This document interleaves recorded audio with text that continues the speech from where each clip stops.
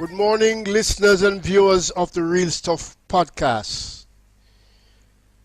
Today is our featured guest feature, and this morning we have someone who have been here more than once before, Mr. John King out of Barbados. Good morning, John. Hi, good morning, and good morning to all of your viewers and listeners, wherever you are. I hope everything is well with you. Yeah, how have you been? I've been fantastic. Life is Wonderful, good. wonderful. Okay, can we start off by you just telling our viewers a little about John King? All right, so what can I tell you about John King? He was born in England to Barbadian parents. Moved to Barbados at age 6 in 1970. So you can do the math and you can work out how old I am. Um, I got into music in a time where getting into music was seen as not being such a great thing to do, but I did it anyway. I had a very long and illustrious career as a singer-songwriter. Um, I did some studying in Jamaica. When I was into social work, I used to be a supervisor at a boys' reformatory school, and when I left there, I left as the acting welfare officer, but music was always calling me. So rather than like go on studying, I went full on into music full time. And I did that until about 2018. I decided I wanted to take a shot at being able to influence or at least be part of the decision making. And so I got involved in politics. I was the Minister of Culture for 3 years. I stepped back from that, and here I am now, still making my contribution as a senator, but I stepped away from elective politics, so to speak. And yeah, and here we are. Well, let me I'm a give you a little. father. Yeah, go ahead. Well, I was just about to say I'm a father of three. I'm a father of three wonderful kids. And yeah, I think anything else you'd have to ask me. Okay, no problem. No, I'm going to tell you a few days ago, somebody sent me a link to one of Right. your performances. Okay. I think it was David Commission. So Okay. I listened to it, and like YouTube behave, Yes. they just give you, they just play a whole long list. So I was listening all night to John King. I can tell you. Oh, I hope you enjoyed it. Oh, it was fantastic. Thank you very It much. was Thank it wa- you. it was wonderful. 'Cause Thank you. I've never heard some of those songs. Right. But no man, I mean you not only they singing but the performances too.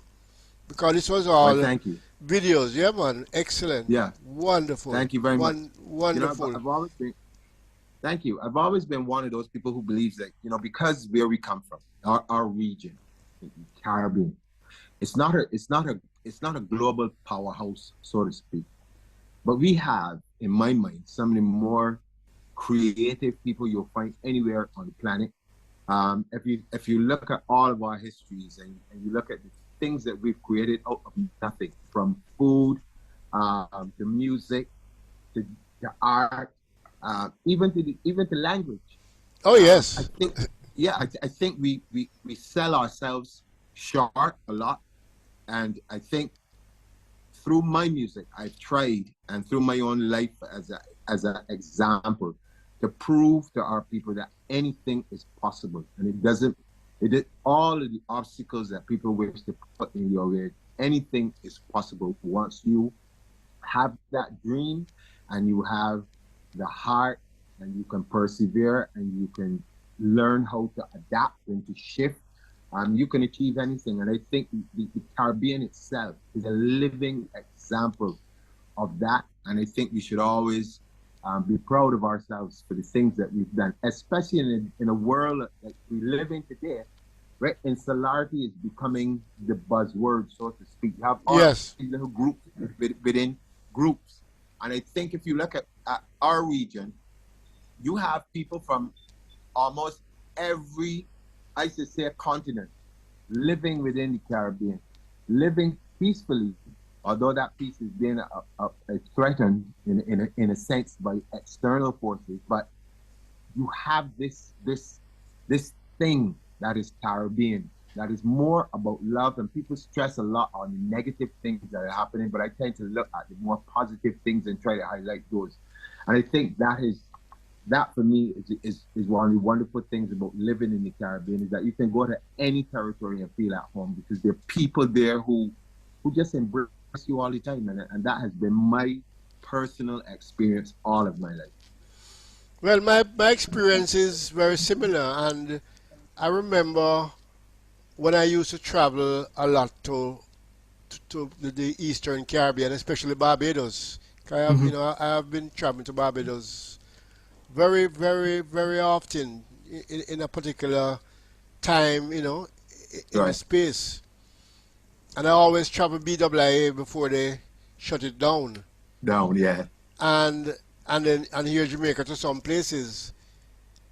And from you get on the air, it's like you never left home. It's And true. when you It's true. land in Barbados, it's like you're home. You know, It's true. It's true. that's my experience. Yeah, I have the same experience traveling to Jamaica, anywhere in the Caribbean. Anywhere, yeah, Yeah, you yeah. just feel like you're at home. And I think that whilst the rest of the world preaches this whole idea of insularity, I think between our people to people engagements and at a political level, I think this is the time where we must push regional integration and unity more than ever. At the highest level, yes, yes, yes. I mean, that was my thing. I mean, it was so nice. The people on the plane working on the plane. I mean, it's one of you. There's Yep, no difference. It's none like at all. like you're on a bus in your own country. Oh yeah, Yes, just yeah, taking a long trip, just taking a yeah. 2 hour or 3 hour trip. That's Trip, all. yeah, Yeah, yeah. yeah. You're And when right. you land and you come out, I mean, everything is just the same. Of course. You And get you know one of the interesting things too is that oftentimes you get off that plane, and by the time you get into the let's say immigration or customs or customs. whatever, you're seeing someone who looks like someone that you already know at Of home. course, And yes, yes. you ask yourself, you know, on that transatlantic slave voyage, and I always try to get people to remember this. Families were non-existent. People were sent all over the place. Yeah. You don't know who your relatives are within these islands. Yes. Oh, And I'm yes. talking about your actual blood relatives. Relative. Whereas Yes. other people can trace their bloodlines and say, well, I came from Ireland, I came from Scotland, and I came from England, I came from France, and all of that. We can't. Yeah. And so therefore we have got to put in our heads the idea that we are all one family. Oh, yes. I tell people all the while the Caribbean is one place. I mean, I can prove it every time. Yeah. You know. And one another experience that I have had is going to school in Canada. Oh, all the Caribbean people are just, They gravitate towards each other. yeah. I mean, you don't have to do not anything special. It just happens Exactly. naturally. I've, I agree. I've experienced that working on a cruise ship. I did some singing, on a cruise ship, Ship. and Yeah. it was the same thing. Yeah. All of the Caribbean people would gravitate towards each other, Oh, and yeah. those are the things that I think the persons who have not had the opportunity to experience that, those are the things that we need to share Oh, yes. with, Definitely.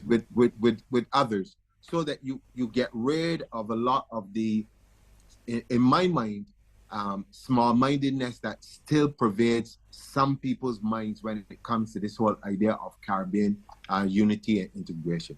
I agree because what I'm talking about, it doesn't matter about color, race, and whatever. As long as you're Caribbean, you just come together. Exactly, Just come exactly, together. Yeah. exactly. And You I don't have to think try. You know. we have to do it. And I think we are, in some ways, the perfect test case for the rest of the world to look at. Oh yes, You know, I agree. when you think about us, right? Right now in the United States of America, you have people big arguments about Jewish people and religious rights and this thing and all of that stuff. And if you look in the Caribbean, we have people who are Jews, we have Muslims, we have Christians, we have persons who are into more traditional Yorubas and Shango, all these different things. Yeah. You know, you have, and we coexist without all of this. I call it total madness. Oh yeah, we With all of this madness. yeah. We go to school together, we work together. That's right. Doesn't matter. That's right. And we have our different viewpoints and our different beliefs, but we don't have to come at each other all the time as if it's about to be either a verbal war or if it scales up to being a physical war. Yeah. Yeah. You know, so we've got a lot to be thankful for as people in the Caribbean. We do live in what I consider to be the Garden of Eden. Oh yes, oh yes, oh yes, oh yes. I have had a great experience living in the Caribbean, traveling in the Caribbean. In fact, I started this whole Caribbean thing from when I was 15 Okay. Yeah. because Okay. although I wasn't traveling to the Caribbean, every year I was a cadet and they have the Yes. cadet exchange. Yes. So we Yes. start Yes. mixing with Caribbean people all Yes. over from that age. Yeah. So I grew up with it. I mean, it's just part of me. It's nothing Yes. special to me. I don't have to do anything at all. You know, we started there. Yeah. Yeah. Understood. And I think, you know, one of the things we also miss is because we keep talking about tourism as being one of the leading things that we do here in the Caribbean, one of our leading money earners. But Yes. we've got to find a way to debunk the idea that tourism means that it has to be people from North America or Europe or outside of the region. Yes. Oh yeah. Oh yes. Oh yes. Very valid You know point. what I'm saying? Very valid Inter, point. inter, Inter-island tourism, I think, is one of the things that we don't necessarily promote. But I think the same effort that goes into trying to capture people from North America or Europe to come to our islands, we have to do the same thing because there is a lot that we can see and discover and learn about ourselves and have a pleasant experience. Just as you mentioned that you would have had that traveling with Oh the yes. scout Yeah. and the different things. No, but I don't think we have to do anything for that. I mean, well, what we have to do for that is the governments are in charge now, and some time ago I hear that something was going to be done, but nothing has been done. I don't think. Well, I think What is holding us back is the mhm. cost of travel. Right. That So, is what's holding us back. so it means that we collectively we have to use all of the brains, all of the skills, all of the expertise that we have in the Caribbean to come up with a way, one, to make travel between the islands cheaper, or Affordable, yes, let me say affordable. Let me say affordable, right? yes, You also have to deal with um, regularizing or standardizing entry and these types of things across the Caribbean, because you can't have a situation where, okay, if I'm coming to Jamaica, right? We got our CARICOM agreement, and that's that. But then if we're going if it is a little bit different in some other island, and you got all of these other restrictions and all of these other things that I got to do. So you got to standardize something across, and it's easy because I mean, with today's technology and with all the other things, it shouldn't be much of a hassle for people to know who's traveling, where they're coming from, where you're going, oh all of yes. this sort of stuff. You know, it has to be hassle free. I think that's the easiest way that I could put it. It just has to be hassle free. Once you can correct all of those things, that traveling experience is one that is enjoyable and embracing and encompassing, you know, and welcoming, I think you'll find that a lot more people will take the opportunity to travel and discover the different territories that make up the Caribbean themselves. Oh yeah, I mean, but some years ago they embarked on creating a Caribbean passport. So all passports issued now are Caribbean passports. But I don't know what it really means. Well, You have Caribbean on it, and then you have your country name. But I don't right. know really what does that. How does that help us? Because we're still Well, not traveling. again, you also have to have the will of people to travel, because a lot of our people fly out to Miami and to Oh New yes. York, Oh yes. Oh Atlanta, and yes. all these places to shop and to do all of these things. And I'm saying that money that you're going to be spending in other places where, you know, it's it's more advantageous. Let me just put it nicely. It's more advantageous for you to spend that money within the region. Oh yeah, I agree. I see You we know, are and I joined think by my co-host Courtney. Morning, Courtney. Courtney, could you unmute, please? Yeah, I agree with you 100%. And I think we need to put some serious work into this and put some yep. serious pressure on the governments to make it happen. Well, I think the governments can do so much, but I really do believe that apart from what governments can do, the entities that work with government, so like your Yeah. tourism ministers and their organs, that the same way that they push the whole notion of getting people from different parts of the world to come to Jamaica or come to Barbados or come to St. Lucia or come to Grenada or wherever and visit.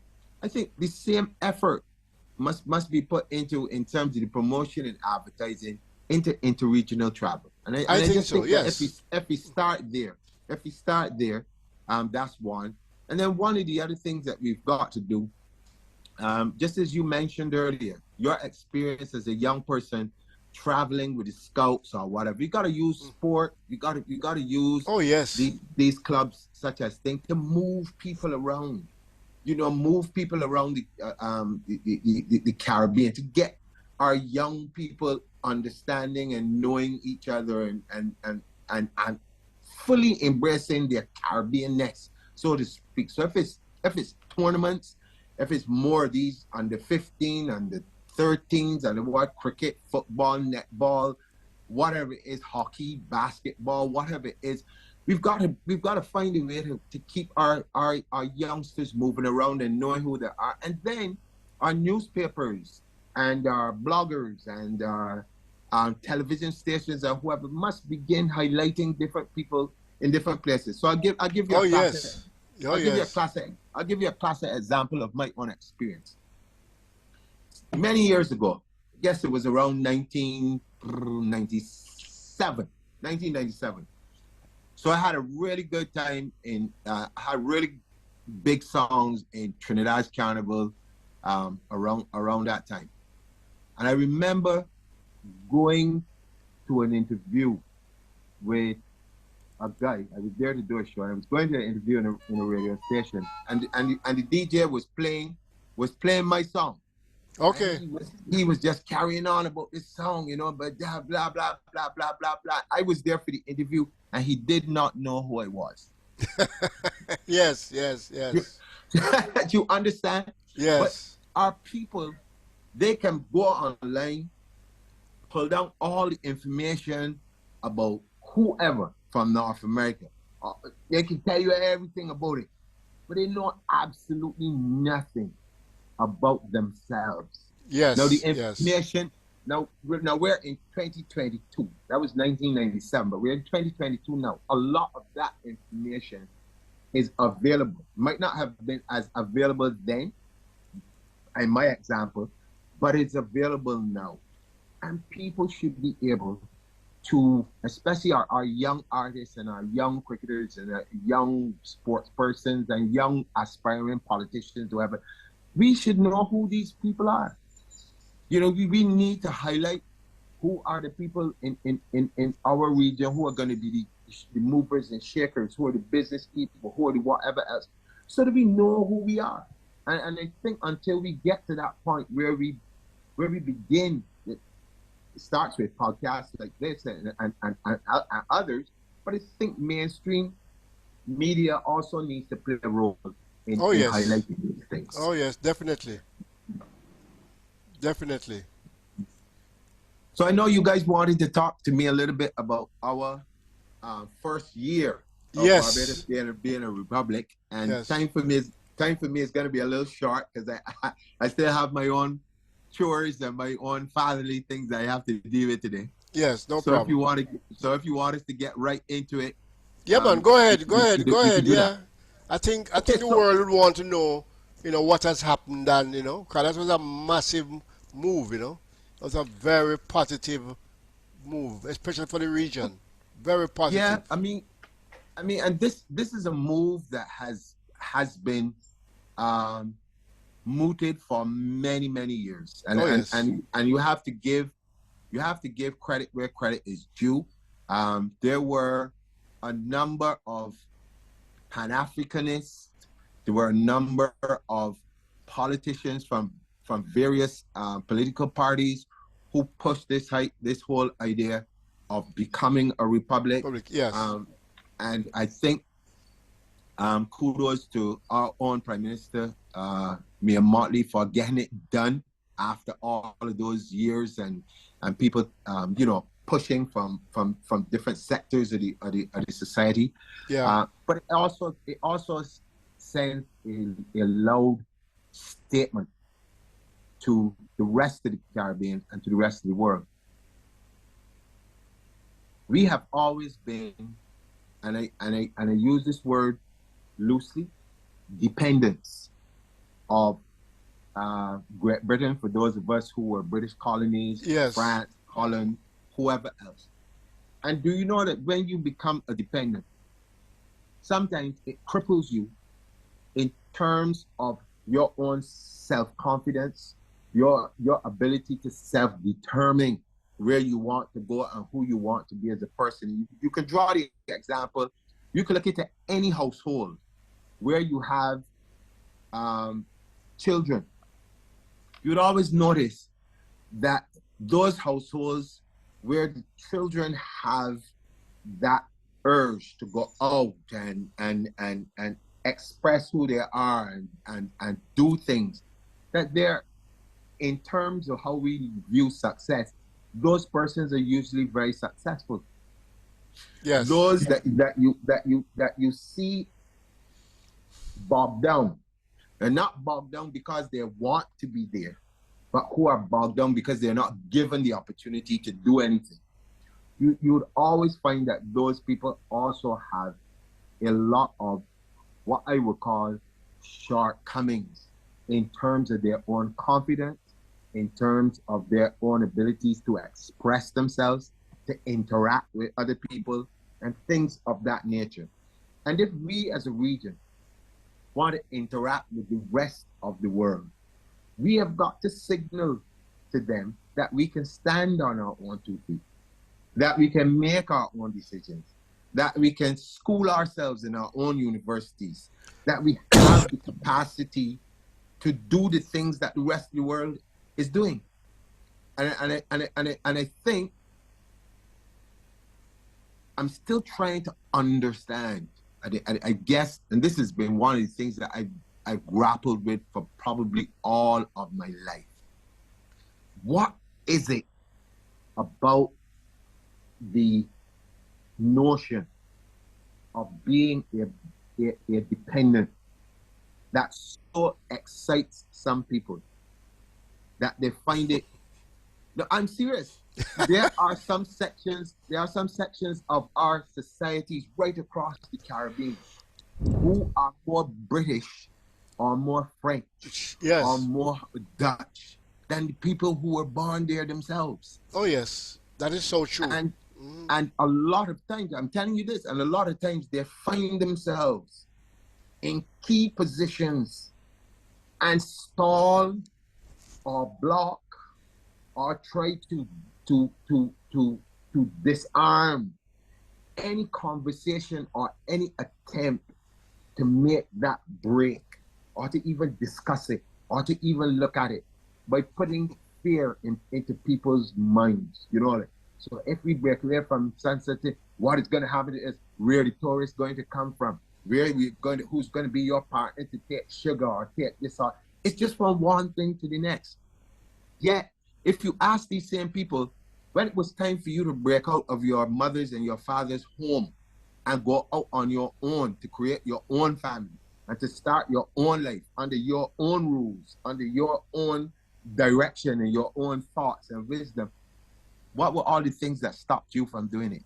They will not have an answer for you. Yes, yes. But As you- but but but but they can try to throw cold water on a movement, especially when you have younger people coming up who need, especially in these days, to have that type of confidence as they take on the rest of the world. yes. As you speak, as you speak, I am seeing some people right in front of me right now. We all know them. We have them. We have them right across the Caribbean. We have them. Yeah. All you need to do is pick up a newspaper, listen to a call-in program, whatever. They're very vocal when it comes to things like this. You know, but these are people who are living in a state of perpetual fear Fear, all yeah. the time. Yeah. They're always worried about, oh dear, if you do this, what's gonna happen? How am I gonna get food? How are we going to do this? There's no oil coming from Russia. There's this, all kinds of things. And they don't look to see, okay, but what were you doing before you know anything about war in Russia and oil?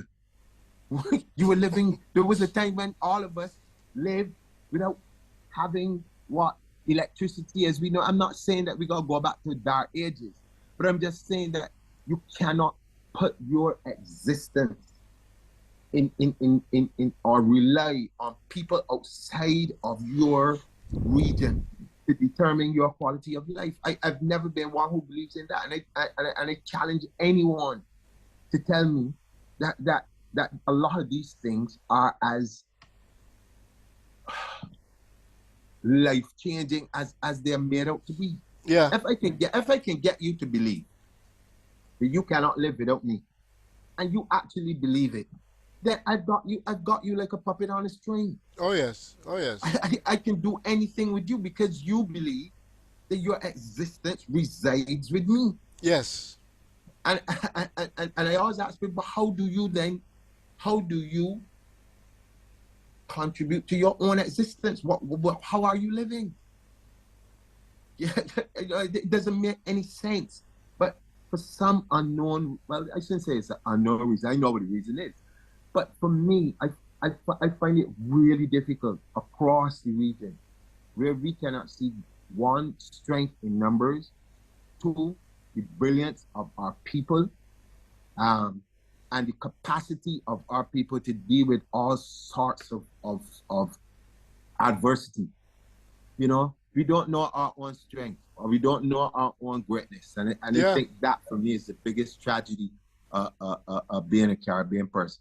But I say all that just to say that whilst we can talk about, you know, all the good things of moving to republic status, we still have in Barbados, just like anybody else, we still got to grapple with tough economy. We still got to grapple with rising gun violence. We still got to grapple with all of these things, and we have managed as best as we could, as best as we can, I should say, under the circumstances. But I also feel that oftentimes individuals give up their power and believe that everything must be done from a governmental standpoint. And I'm one of those persons who always believes that it takes two hands to clap. And so it Yes. means you need government, but you also need the general public to work Come together, Um, yes. yeah, to come together and work towards a common goal. And this has nothing to do with political parties and all those things. They have their place every 5 years, whatever, that has its place. But I think that after it's all said and done, and there's a party in power, people have decided, everybody has to get on board and work towards the common good of the entire country and the common good of the region as a whole. And I think that once we become mature enough in our minds, I mean, if there are things you don't agree with, you have a right, and I support any person, you have the right to say you do not agree. And if you don't want to be involved in it, you have the right to also stay away from it. But what you don't have, in my mind, the right to do is to try to undermine things. You know, because you don't Yes, agree. yes. I think because what we have a saying here, you cut off your nose to spite your face. Peace, yes, yes, Yeah, yes. and too many people are so consumed by that type of a mentality that it ends up hurting a lot of innocent people who should either get help in some particular area, use the advice to improve themselves or whatever. But you still have this cutthroat underlying thing that needs, especially in small territories like ours, to be. I know it won't disappear altogether. It's my prayer that it would. I know it won't, but at least for it to be less effective, so that people begin to think for themselves and Yeah, not swallow everything that they see on social media or everything they read in the newspaper or everything that even on a podcast like this that they hear. You just be able to think for yourself and make decisions that are in the best interest of one, yourself, but also the best interest of the society within which you live. And so our journey has been rough. Like I said, you're grappling with hard economic times. You also had hurricane, a freak storm, ash fall from. So you had these climate disasters, so to yes, speak. All of those things have impacted on a lot of what we can do. But I must say to you that Barbadians are extremely resilient, and I'm very proud of the way that that our I people know. have handled a lot of the adversity that has come their way. But I also believe that we've lost one thing, which as a child was very prevalent. I know it probably, I've seen it in Jamaica when I was there studying. I saw it for myself, so I know um, of us being our brother's keeper. Oh yes, oh yes, I oh always tell yes. people one of my fondest moments was I was at Mona 1989 doing a social work course at that particular point in time, and they took us out. I think it was out into St. Catherine, as part of that thing. We spent some time out there, and I had such a wonderful time. Just going to church with people there, having the opportunity of going to people's homes and have dinner, and you talk about everyday Jamaicans, not your high Yes, society people, or just everyday persons, right? And for me talking about it now, my eyes will begin to water. For me, that was the highlight of my entire trip. I mean, there was a lady who would come to UE, and I would pay her to wash my clothes, and that we had such a great relationship. And yes, it is out of that experience that even in my music, I coming to Jamaica and then making friends within the music industry and things like that myself. Now, I've always said, it's a pity that more people don't get to experience those types of things like I did, because it really changes you for the better, I believe, because if you just listen to a lot of the insular insular talk that goes oh around and yes, oh swirls yes, around, oh you yes. you you you can become just like that.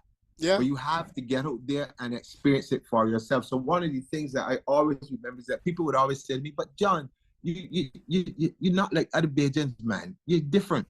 I'm saying, "No, I'm not. I'm not. No, I'm not different.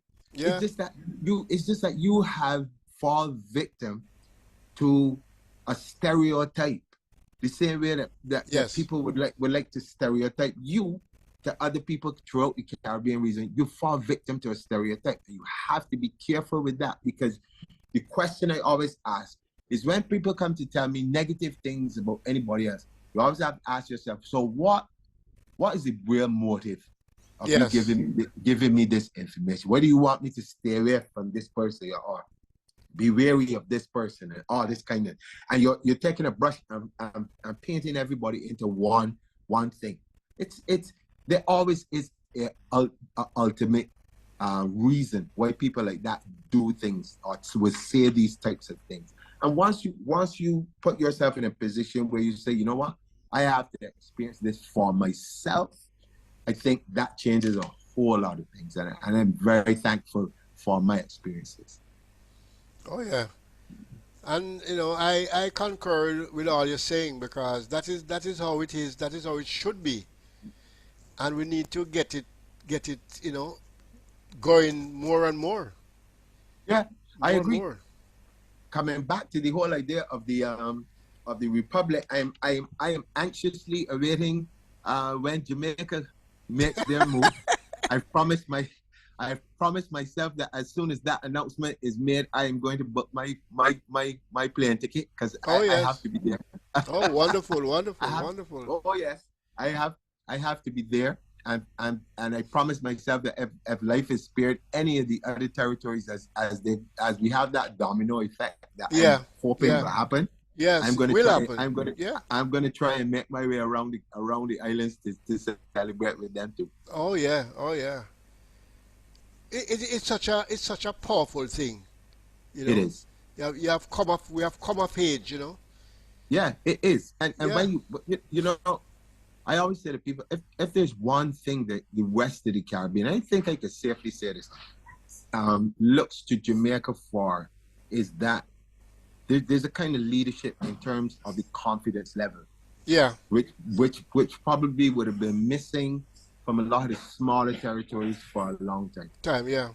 But when you so let's just take a simple look at what you've been able to do in a simple thing like track and field, Oh for yes. instance, right? There's no big fantastic um, science thing that studies this Yeah. and studies that and all of this type of thing. Raw talent, confidence, and believing in yourself. So you don't have a case where, oh, you had to bring in all of these experts from Europe Oh and from yes. all these other places to get you to the stage where you are. Right. All This, homegrown. this, Yeah. this is homegrown, and Yes. it's homegrown to the point where other athletes from across the region and across the world are now prepared to come to you to experience and to learn. That is so wonderful. This is Especially the Caribbean athletes. exactly, And we are getting better. I mean, as a ex- region, we are getting much exactly. better. Yeah. And you can see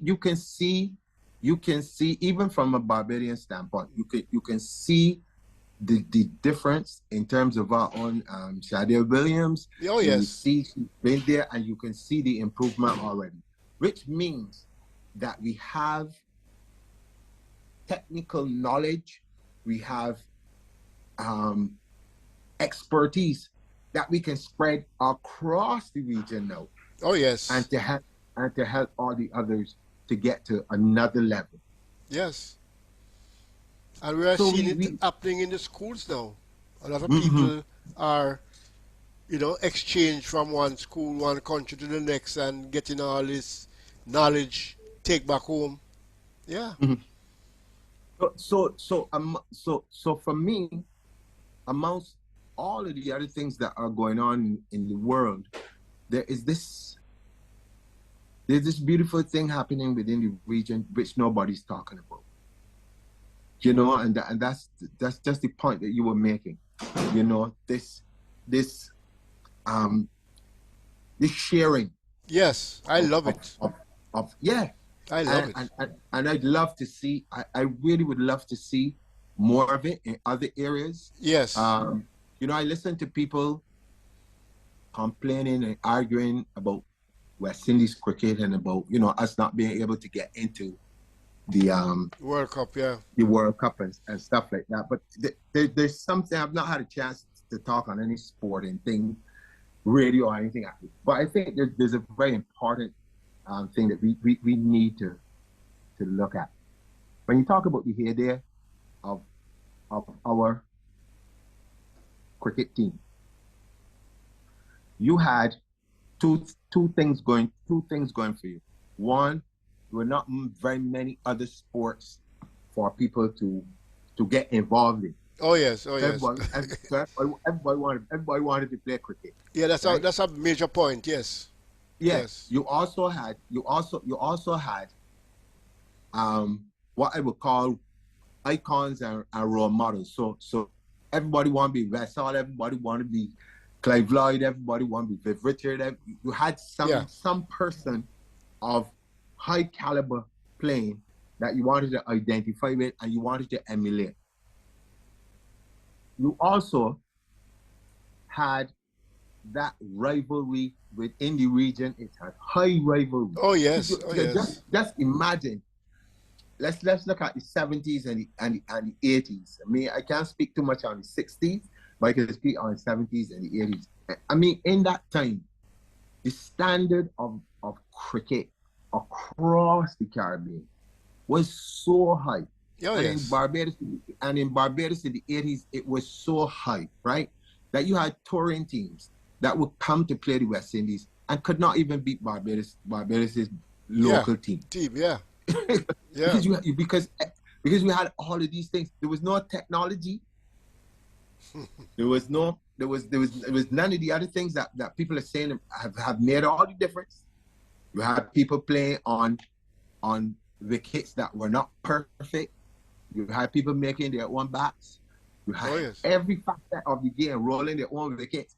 People were involved in it. So the more you're immersed into something, the more you are able to learn and to improve and to do things. I really believe that we're a little hard on these guys, especially since in the heyday, a lot of our players were playing their trade as professional cricketers across the world. Yes. You're asking a group of young men who are not, by any stretch of the imagination, they are not professional cricketers. Yes. One or two may play IPL, but that's just a few. Unless we begin to move from just average playing at our first division levels or whatever the levels are, into structuring them to become either semi-professional or professionals. Oh yes. Where a gentleman or a lady does not have to worry about going to work in the day. Yes. And then thinking about, oh dear, I gotta practice in the afternoon. Yes. Or if I do not go to work, I may lose my job, and then there's no surety about cricket. You got all of these things going on. So true, yes. And people are not taking any of these things into consideration. It reminds me a lot of the 80s when, people were going crazy about the guys who went to South Africa to play cricket. Yeah. And although as a young man at that time, I myself was upset about it. But when I stopped and thought about it, I asked myself, but hold on. As you get older and you start to look at things realistically, what was the alternative? Yep. Where was the cricketing bodies that said, look, I know you need to live, I know you have families to take care of, I know you got these things to do, but we are going to make you coaches, or we are going to set up a cricket league or something that you can work in. Don't go to such and such a place. So for me, we've got to get to that point where we look at all of these things and start putting in place what is needed to get the best out of our people. Yeah. And I think once we begin to do that, it's not beyond us. We have the capacity to do it because we've done it before, and we can do it. But it just needs everyone to stop, take a very serious look at what is it that we are providing from the very primary school level in terms of training. What are the programs? What are the psychological things you need to deal with in terms of, okay, how do we break down these games so people understand if you find yourself in this scenario, this is how you deal with it. How you're going to deal with things like sledging. How you're going to deal with things like when you go into a different country and people are hostile towards you, Yeah. and you have all of these things that you have to start thinking of and preparing people for these things. And I think that once you have that person or persons well rounded out and prepared, you can see a complete turnaround in things like sport or even just as human beings going out into the rest of the world. Wonderful. Yeah, man. I agree completely. Yes. Yes. So Yes. I am hoping that the powers that be that deal with it, rather than keep saying all the time we have to fire this person and we have to fire the next person, and we take a more in-depth look Yeah. at a lot of the shortcomings that we have in these areas, and see them as, oftentimes they're not so much shortcomings in the game, but shortcomings in the human aspect Beck. Yeah. of how we deal with our people. You know, Wonderful. and you have to get away from comparing. Oh I think yes. Oh that yes. I think Yes. that is one of the biggest different eras. There were different times and different things. Yes, there are Yes. some things that you can look back and you can take that wisdom to help you to go forward. But I don't like when we start comparing the actual players themselves. Say, Yeah. oh, if it was this, but if you do that, and if it was this, but do that, get rid of this person because of this and that. I think everyone has to grow into their space. You're not gonna produce 10,000 Viv Richards tomorrow. You're not gonna No. produce 10 10,000 Chris Gales tomorrow, or Malcolm Marshalls No. tomorrow. Yeah. You're not gonna do that. These are individuals with their own, how do I say it? With their own regimes of Yeah. how they take care of the body, how they view the world, how they. But what you can do is give people the basics. Yeah. If you got the basics right, then they can build on that, and then Yeah. you can help them to go along. So with the sports and things like that, it's not just the ability to bat or the ability to bowl or to catch. That's all that's fine, but you also, a lot of stuff happens here in the mind, and you Oh have to yes. be you have to be able to bring in the sports psychologists. You have to be able to bring in the sports nutritionists. You have to, all of these other things we got put around our young people, to give them the best chances to be the best that they They can be. can be. And I think, Yes. Mm. yeah, and I also saw a article a couple of days ago about, and it mentioned, Sir Viv Richards talking about they need someone around who can tell them about the legacy and the history of Oh West Indies yes. cricket. And I Oh think he yes. was Oh yes. absolutely spot on Oh where that yes. is, where that is concerned. Could you imagine a Brazilian football team going to the World Cup to play without the knowledge of the history of Oh yes. Brazilian football? Football. Oh yes. Oh yes. Oh yes. Oh yes. It's unthinkable. Yeah. You know, it's Mm. it's it's unthinkable. And Mm-hmm. so I think those are some things that we've got to start looking at, and as all of that is part and parcel of being on that road to a republic.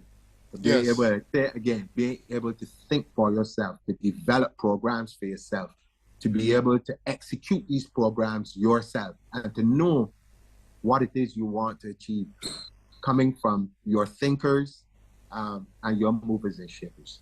Yes. Yes. Yes. Wonderful. So we're looking up for the second year, Yeah. pushing forward for the second year. Pushing forward for the second year, we've got a huge calendar of events.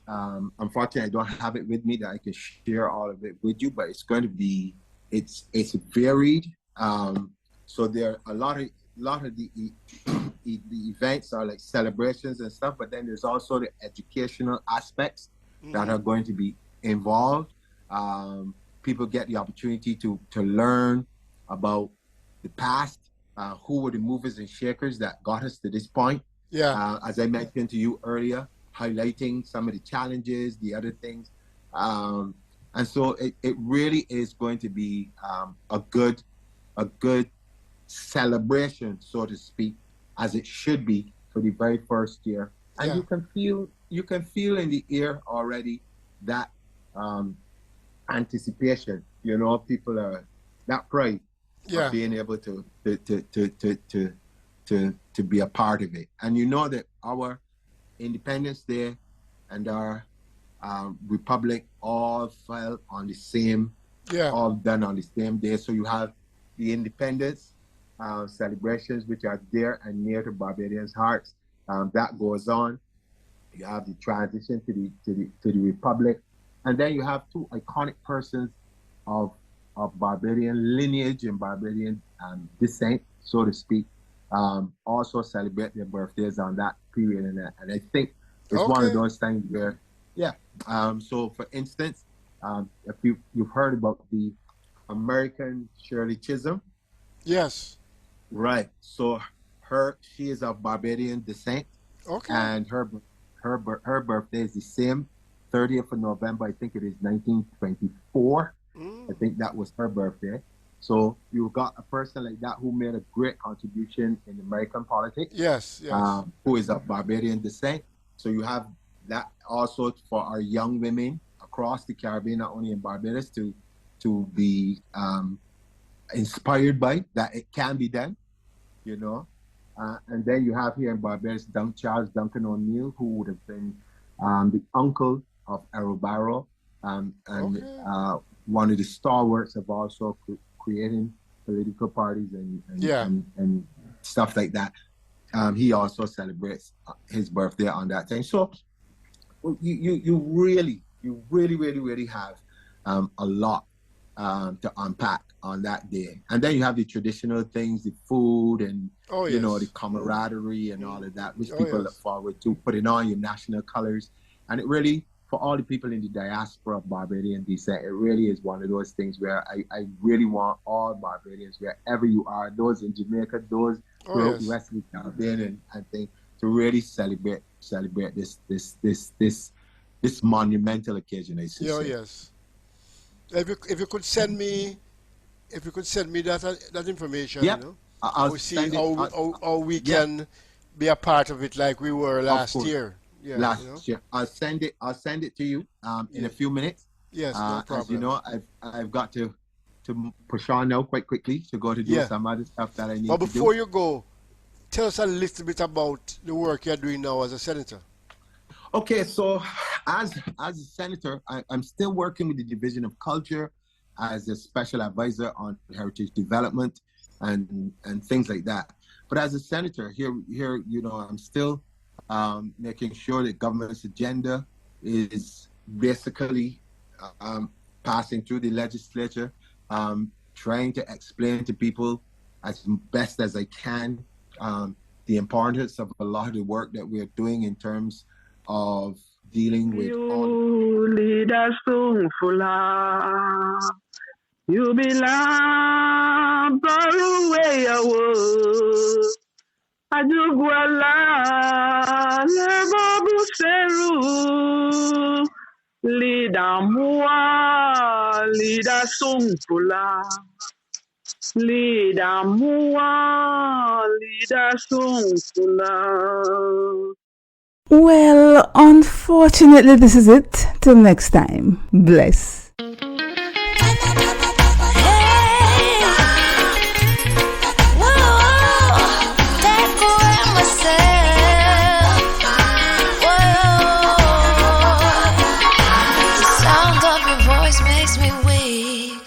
All you gotta do is just speak. One word is enough, and I'm no longer so rough. I forget what I was trying to say. I no longer do what I was gonna do, but you're no good for me. That's why me know I said me if you could flee. Me have to take away me say. Me have to take away me say. Me have to hide a thief in the night. Me have to get out of sight. I feel take away myself. I feel take away myself. I have to utilize I will.